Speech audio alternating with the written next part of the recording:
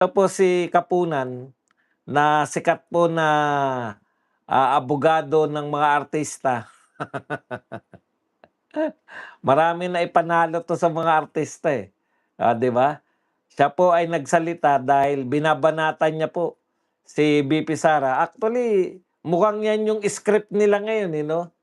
Oo, binabanatan nila si VP Sara na mahirap daw po mag-lead dahil lutang. Eto lutang, ikaw naman, Ma'am Lorna Kapunan, attorney. Wala ka ba man lang, 'yan na nga bansag namin kay VP Leni nung araw, eh, Leni Lutang, eh. Wala ka bang originality man lang? Dapat nag-iba, ang dami namang termino tungkol po sa may katok, 'di ba? Dapat 'wag na yun kasi kay Leni na yun, eh, kumbaga Leni Lutang na, eh. 'Wag niyo namang ipasa pa kay, VP Sara yung para na kay Leni Robredo. Okay. So, sabi ni Lorna Kapunan, "Let's also look apart from all these legal arguments at the demeanor and conduct of president of a vice president who wants to become a president." Okay. Sabi niya, mag-ingat tayo 'no, kasi yung ugali ni VP Sara, yung kanya pong, inaasal, hindi po asal 'yan. Sabi ni Lorna Kapunan, ang tawag ko diyan noon lutang. Because if you are sitting public official, you do not threaten. Even if they say that it's exaggerated, that is just hyperbole. No, you have no right. Yan po. Public officials have no right to hyperbole or exaggeration because you are the leader of the people. You are public officials and you are accountable for what you do. Alam mo, Madam Lorna, hindi ko po alam kung kayo po ay nakakapanood po ng mga politiko nung araw pa. Yan po hindi ko alam, public official, yung mga simpleng public official, puwede po 'yan 'no. Yung sinasabi niyo na dapat hindi nag-exaggerate, dapat pero lahat po ng mga politiko na lalo na po sa national level 'no, lahat po ng mga politiko, karamihan po eksaherado kung magsalita 'yan para po tumatak 'no. Ikaw naman kahit po sa ibang bansa 'di ba, may nagsabi, I saw, I came, I conquered." 'Di ba? Kinakailangan po meron pong mga bigat ang mga pinagsasabi. Hindi po pupuwedeng, "Dumating na kami, o nakahanda na ba kayo para" wala pong gano'n. Dapat po kasama po public speaking. Kaya po hindi kayo politiko, eh. Hindi niyo po nauunawaan na kinakailangan po paminsan-minsan, hindi naman po araw-araw dapat, pero kinakailangan po yung mga hyperbole na 'yan, 'no? Kinakailangan po yung mga exaggerated speeches na 'yan. Kahit po yung mga lumutang sa'tin mga Pilipino. 'Di ba meron pong presidente tayo na nagsabi no'n, nung tayo po ay sakop pa ng, Amerika. Si Manuel Quezon ang sabi niya, "Mam ano, mas gugustuhin ko pa na ang Pilipinas, ay maging, impyerno, pero pinamumunuan ng mga Pilipino kaysa ang Pilipinas na parang kalangitan pero pinamumunuan ng mga Amerikano." 'Di po ba? Sanay po tayo diyan sa exaggeration na 'yan. Ganyan po ang mga politiko, Madam Lorna Kapunan. Ikaw naman 'no. Hindi po mga Duterte ang unang mga nag-exaggerated. Bigyan kita more recent, baka hindi niyo na naalala sila Quezon. Oh, bibigyan ko po kayo ng ano, ng mga more recent. Si Erap, "Walang kaibigan, walang kumpare, walang kamag-anak." Puwede ba? Exaggeration 'no, 'di po ba? Si Pinoy, tuwid na daan, walang wangwang. Biruin niyo wala lang wangwang, tatanggalin ang mga wangwang. Exaggeration yun, eh.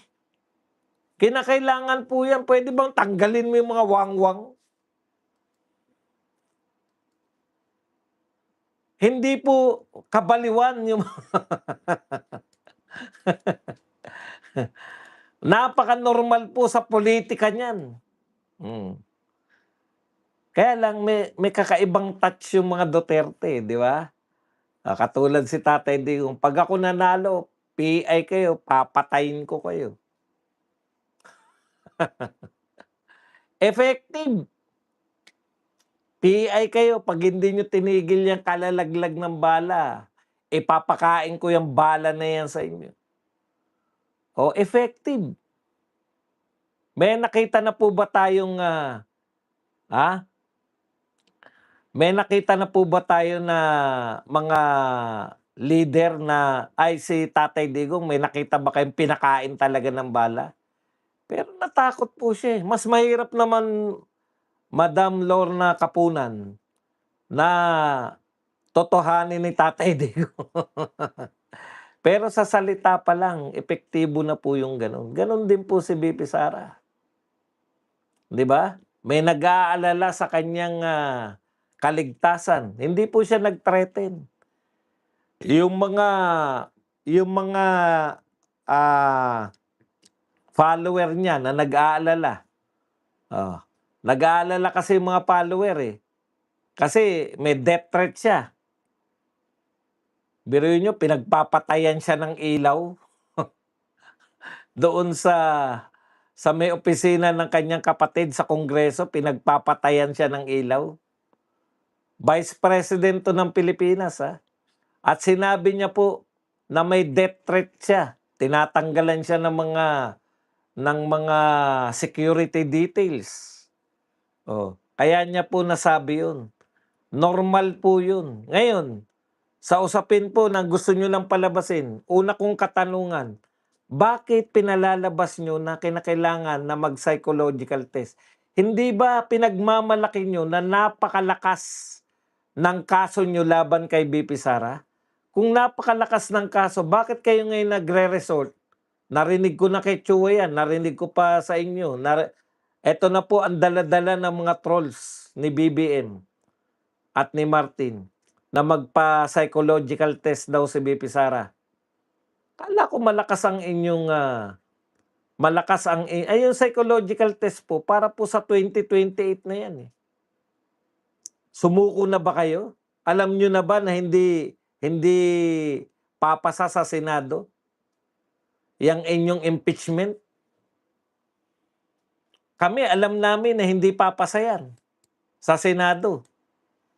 Kahit na anong pilit nila Tito Soto at ni Lacson diyan, hindi po nila kayang kumbinsihin na nagsasabi ng totoo si Madriaga.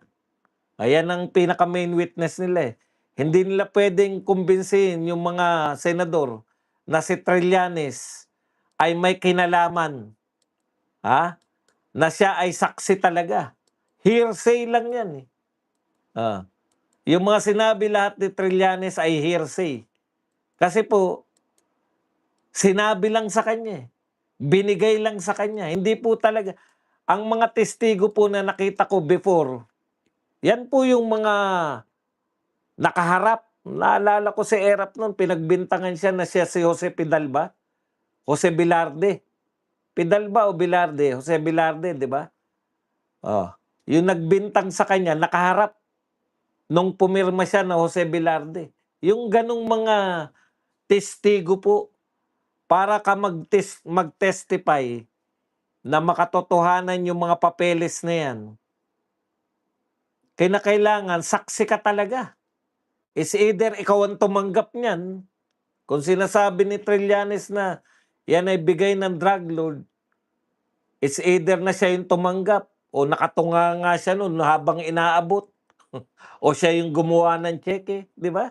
Ganun yung mga witness na talagang totoong witness. Balik tayo rito sa mga hamon na 'to kasi yung mga hamon nila Chua, Siyempre hamon lang ng mga kalaban yan. Eto kasi nagpapanggap na hindi kalaban, eh, attorney.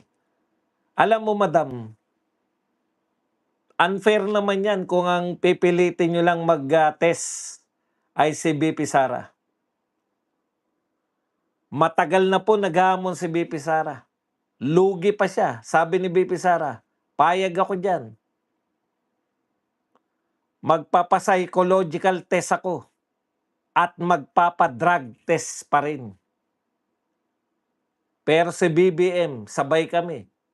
Siya drug test lang, ako psychological tsaka drug test. Lugi pa si VP Sara.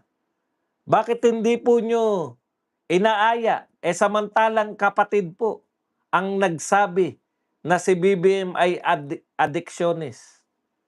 Bakit ayaw nyo pong pag-drug testin, hair follicle test si BBM? Tanong ko lang. Kasi parang ang sinasabi nyo sa future, eh, kung magiging presidente yan, aba dapat meron siyang psychological test. Eto po, kasalukuyang presidente to. Nakaupong presidente. Oh, dalawa pa. Partida pa ni VP Sara. Magpapa-drug test siya at psychological test, walang problema. Pero si BBM magpapa-hair follicle test. Isa lang kay BBM, dalawa kay VP Sara. Bakit hindi kayo manawagan din? Wag na po yun. Alam namin hindi. Alam po namin na hindi magpapa-hair follicle test si VP Sara. Ay si BBM. Pero hamon lang. Kasi hinahamon nyo, eh. Parang hamon ng parehas. Hindi naman kayo dilawan yata, eh. Di ba? Hindi naman kayo Marcos loyalist. Hamon kayo ng parehas kasi ang kinakatwiran nyo, anong uri ng leader yan? Anong uri ng leader yung may katok, may tama sa utak? Eh, alam po natin lahat na ang addictionist ay hindi po normal ang pag-iisip. Hindi nyo kino-question yung leader natin ngayon. Oh, wala po kaming sinabing ganyan. Ha? Wala po hindi po sa amin galing yan. Dalawa lang po ang pinaniwalaan ko na nagsabi niyan. Eh, yung kapatid, putya, mahirap pa subalian yung kapatid. Okay.